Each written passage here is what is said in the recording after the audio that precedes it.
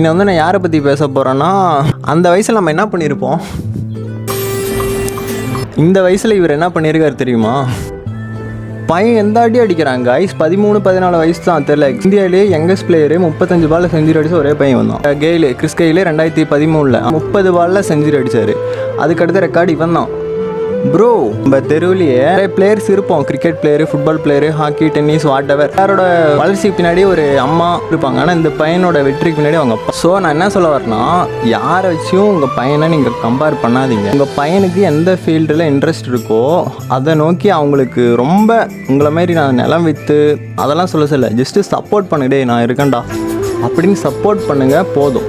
எங்கள் வீட்லேயே நிறைய பேர் வச்சு நான் கம்பேர் பண்ண முடியும். அவன் பாடுறா அப்படி இருக்கான் இப்படி இருக்கான். டேலண்ட்டை ஒரு இதாக மதிங்க, ஃப்யூச்சரை இந்த மாதிரி பண்ணாதீங்க. மெச்சூர்டு தான், உங்களுக்கு இந்த கிரிக்கெட்டு ஃபுட்பாலாம் பற்றி தெரியும். அவங்களுக்கு எதில் இன்ட்ரெஸ்ட் இருக்குதோ அதில் அவங்கள இது பண்ண பாருங்கள். ஓகே.